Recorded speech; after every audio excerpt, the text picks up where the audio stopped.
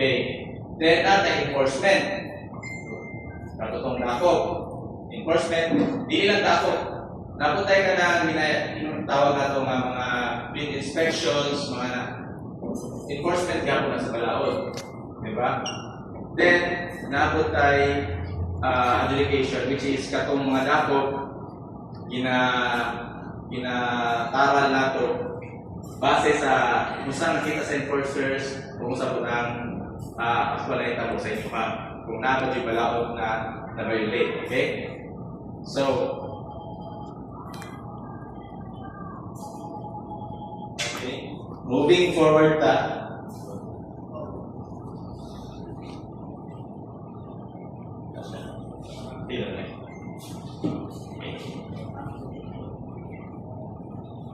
okay, road crash. So, diyan isa sa figures.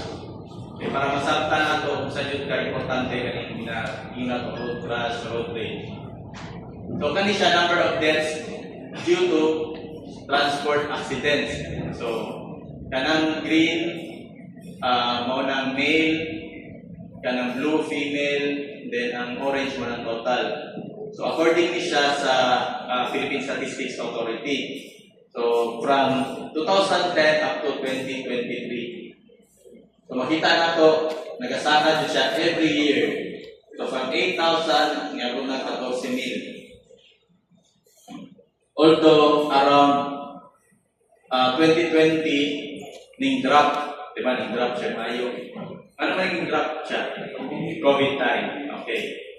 So, mas maayo pa, COVID time, kaya may disgrasya. Okay? So, makita na ito, wala kayo tao sa kalsada. So, therefore, wala kayo fatality. Wakoy biyahe. Biyahe. Pero, sa pagkamalo na ako, dagan itong katong panahon, especially during later part 2021, di ba, nakapinaglan ng FRP, mga interim guidelines, mga allow.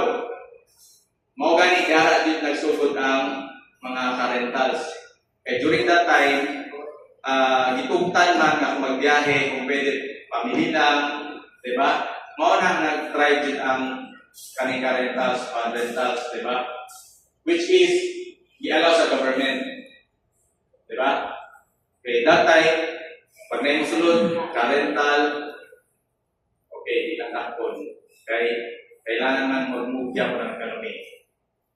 So, dahil makita po nato, layo kayong diferensya between male and female na namatay, di ba?